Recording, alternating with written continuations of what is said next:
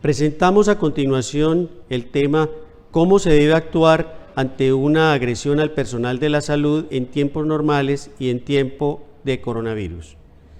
La conferencia la presentará el doctor Mario Vargas Pérez, médico cirujano de la Universidad Pontificia Bolivariana, especialista en gerencia de calidad y auditoría en salud de la Universidad Cooperativa de Colombia, experiencia asistencial vinculado a la Secretaría Seccional de Salud y Protección Social de Antioquia desde el año 2007, en el Centro Regulador de Urgencias, Emergencias y Desastres, referente departamental de Misión Médica. Muy buenos días. Vamos a empezar un tema nuevamente con el concepto de la misión médica, el cual voy a dividir en tres aspectos. El primer aspecto tiene que ver, para hacer un recorderis de dónde proviene el concepto de misión médica, y el segundo aspecto, qué hacer en caso de algún evento que se presente contra sus actividades. Y el tercer punto es cuál va a ser la ruta en la cual se va a solicitar tanto el emblema como para hacer el reporte de un evento que se presente contra la misma. Mi nombre es Mario Vargas, soy médico de Bolivariana, referente departamental de Misión Médica. La misión médica, como hemos de recordar, proviene de un concepto del derecho internacional humanitario, para hacer un recorderis al respecto de cuál es su origen. Tiene que ver con los acuerdos de Ginebra, pero desde épocas inmemoriales siempre hemos considerado, desde el Código de Hammurabi hasta acá, pasando por muchas guerras, pasando por muchas situaciones de conflictos humanos, que siempre han procurado darle una protección a los combatientes y a las personas que están alrededor de estos eventos que se generan violentos. Por lo tanto, cuando hablamos de los acuerdos de Ginebra, estamos hablando ya de la constitución de unos elementos propios que nos permiten en la actualidad tener un concepto válido y de apoyo para el proceder de la misión médica. Recordemos que la misión médica tiene en los acuerdos de Ginebra los 4 acuerdos firmados, que son la de protección de las tropas terrestres, protección de las tropas es el acuerdo 1, el acuerdo 2, protección de las tropas en el mar, el acuerdo 3, que es la protección de los prisioneros en guerra, de los prisioneros de guerra y las poblaciones que están protegidos con el acuerdo número 4, también con las obras civiles y otras actividades y otros acuerdos y protocolos adicionales que se han presentado, que se han realizado. Colombia ha firmado en el año 61 el acuerdo número 1, el acuerdo 2 lo firmó y ratificó en el año 94, el 3 en el año 95 y el cuarto en el año, ha sido firmado pero no ratificado, y es allí donde entra junto con un acuerdo 3, el artículo 3, que es común a todos los acuerdos. Ese artículo 3 plantea y permite la protección de todos los grupos que son parte de la sociedad civil, como son los grupos de misión médica o grupos de salud, y de otras protecciones de grupos religiosos comunes a todos estos acuerdos, repito, pero que son acuerdos que están protegiendo las actividades de grupos civiles básicamente. Entonces, en este aspecto, en el anexo 3, en el el artículo 3, nos está permitiendo que la misión médica tenga un asiento legal que se ha sido ratificado por el Estado colombiano con la protección de estos eventos contra las actividades. Pero sobre todo debemos recordarlo que es basado en el conflicto interno. Cuando hay un conflicto, dos conflictos internacionales entre 2 o más países, y el conflicto interno es allí donde opera básicamente esta actividad. El conflicto armado siempre ha afectado la salud del país. Desde los años desde hace más de 60 años que vienen todas estas complejidades en el país, se ha afectado la salud y la ejecución de las actividades de protección a las personas durante todo este tiempo, no solamente en la prestación de un servicio, sino en el ataque a las personas que en un momento dado están prestando un servicio a la comunidad. Por lo tanto, todos estos años, todas estas actividades han llevado a reiterados hechos de violencia en la salud de las personas. Esta salud, tanto con efectos de carácter mental, físico y de acceso a la misma.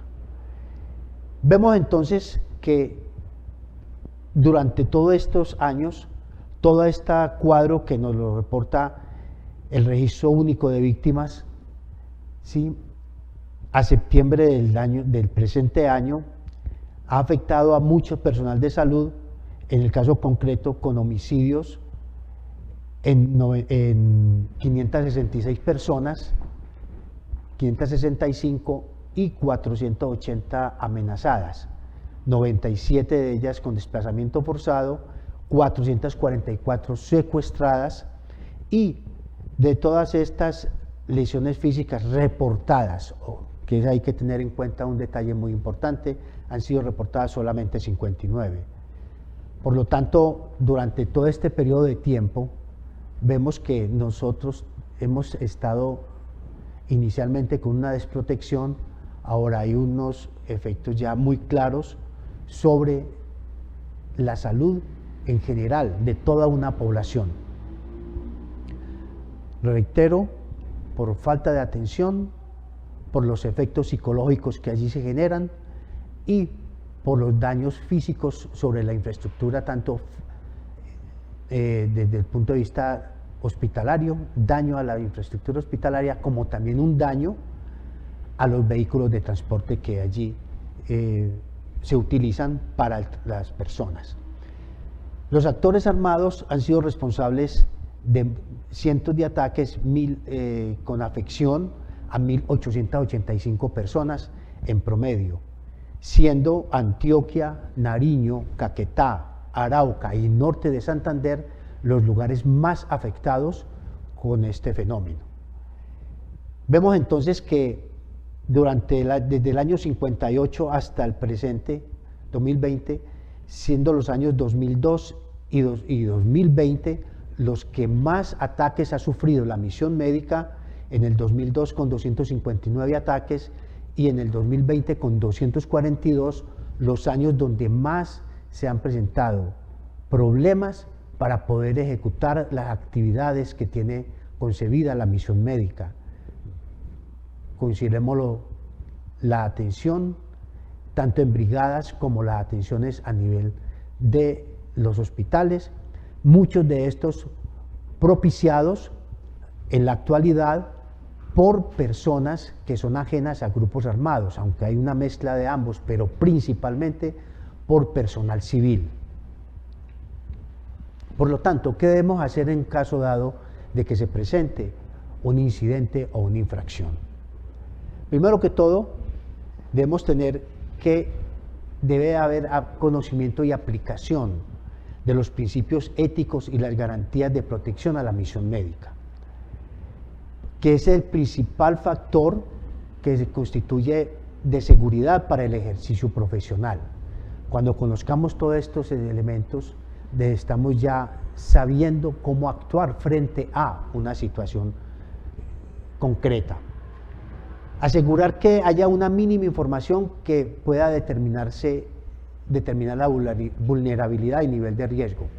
Cuando hablamos en este sentido, estamos planteando de que al lugar que fuésemos a ir a hacer una práctica, un trabajo específico de carácter profesional, debemos saber en qué terrenos vamos a meter, debemos saber en qué terreno vamos a llegar y qué grupos están allá en esa zona, que en un momento dado puedan tener un efecto negativo sobre nuestras actividades.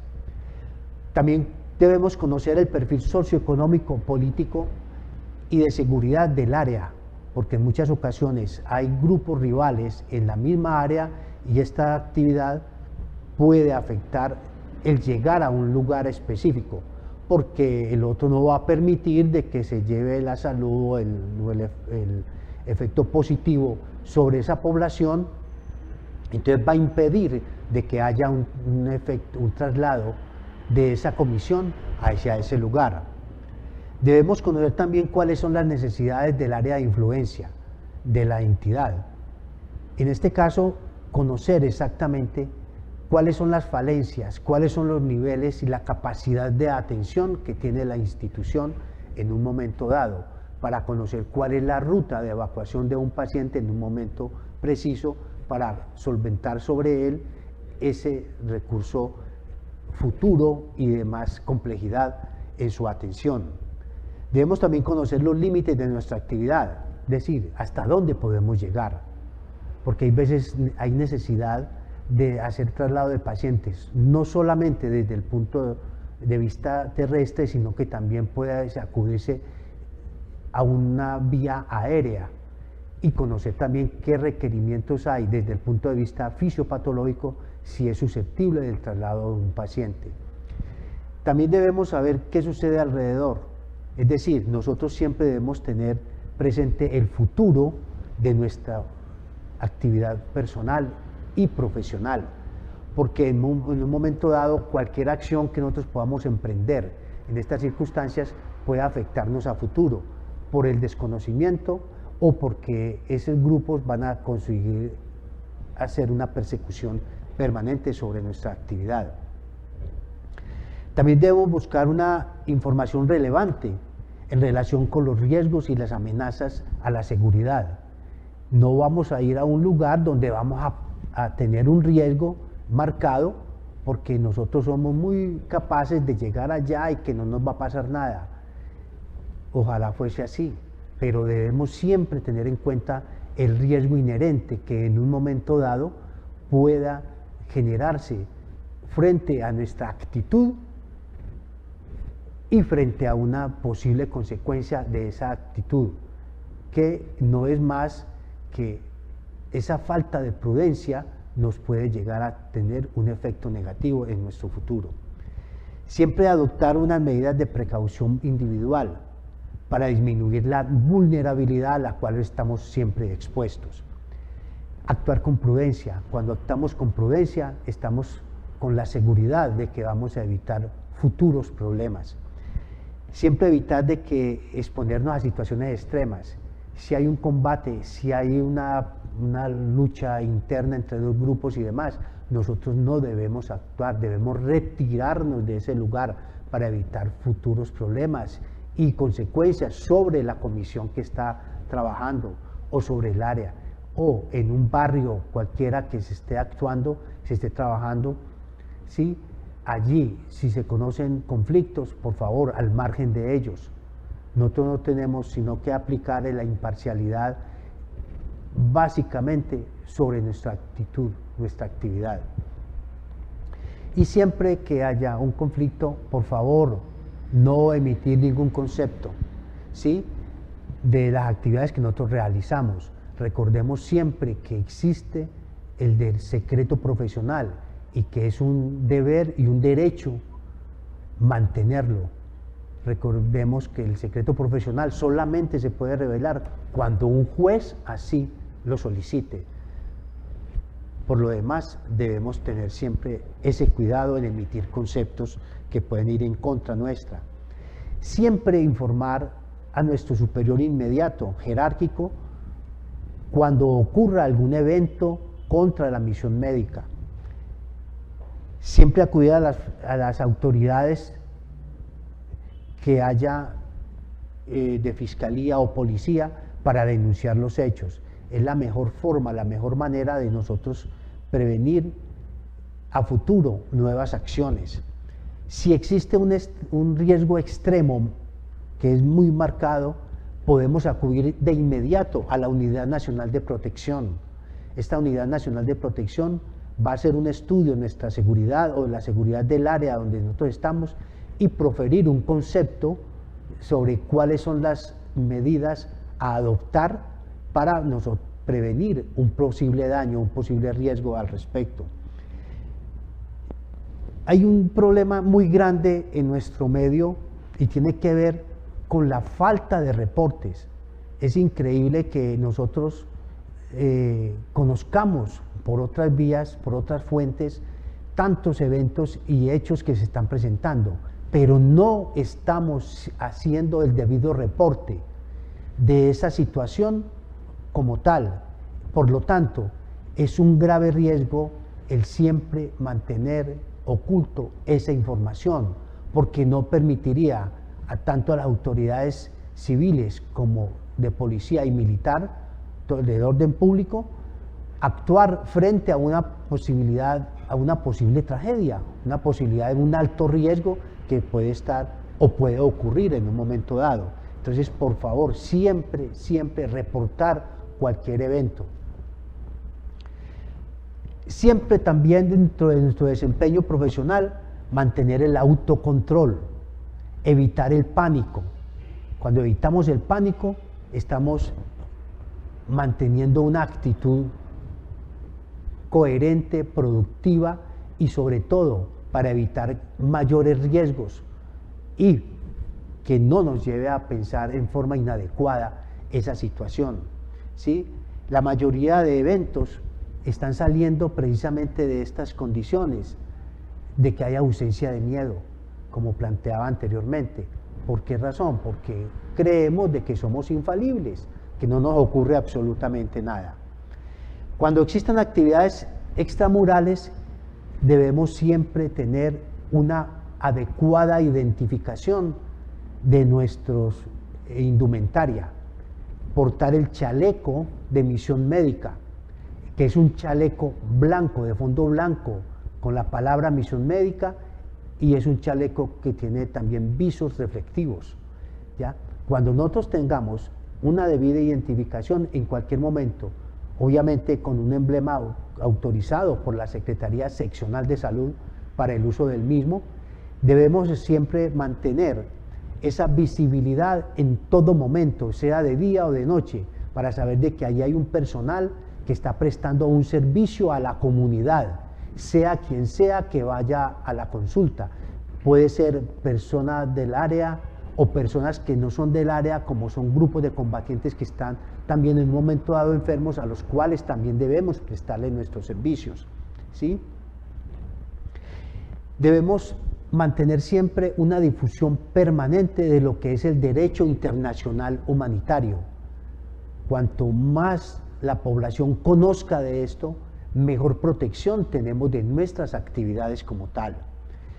Mantener siempre una capacitación permanente, y allí los gerentes de las instituciones deben prestar el debido apoyo y la debida ejecución que por mandato en la resolución 4481 está explícitamente clara, definida, que los gerentes deben prestar apoyo permanente con la capacitación, con la educación sobre el tema de misión médica, pero también debe haber una acción de parte de la población civil en general de tener un conocimiento no solamente de la misión médica, sino del derecho internacional humanitario.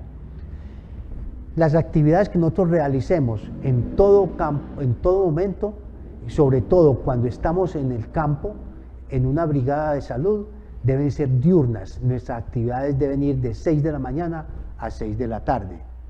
Y por favor, cuando exista un evento contra la misión médica, sea cual sea su condición de carácter infracción o de carácter incidente, no dar información a la prensa.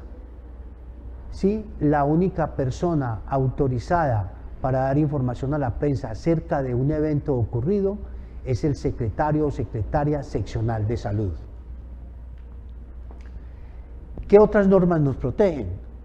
De la Asamblea 55 Mundial de la Organización Mundial de la Salud, del 18 de mayo del 2002, hay unos preceptos muy claros de protección a la misión médica.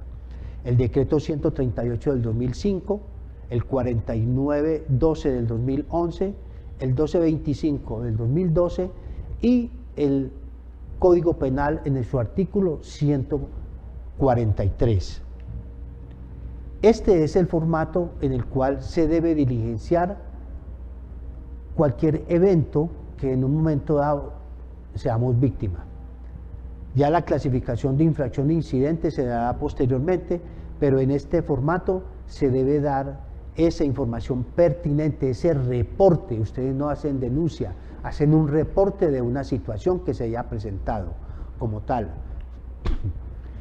Y este es el formato en el cual se diligencia la solicitud de protección por parte de la Dirección Nacional de Protección. ¿Sí? La Unidad Nacional de Protección, adjuntando una información pertinente de identificación, de ubicación, entonces genera esta información concreta para ellos, y a partir de allí se va a generar una verificación de los hechos y va a generar un concepto sobre cómo radicar en la protección. Esta es la ruta para el reporte. En la página de la Secretaría Seccional de Salud, menú trámites, se llega al link donde aparece misión médica y aparece el formato anteriormente presentado. Y esta es la ruta para la solicitud de los emblemas. Se hace la solicitud dirigido a la doctora Luisa Paola Ramírez Jaramillo, que es la directora de atención a las personas. Luego se diligencian los formatos, nombres de los funcionarios, medios de transporte, infraestructura física, se adjuntan también el medio físico, toda esta información, y se lleva al sótano de la gobernación en la taquilla 14, y también estos elementos se envían vía internet a estas direcciones electrónicas de gestión documental antioquia.gov.co y misión médica s.ssa antioquia.gov.co. Mil gracias por su atención. Espero resolver todas sus dudas en forma oportuna.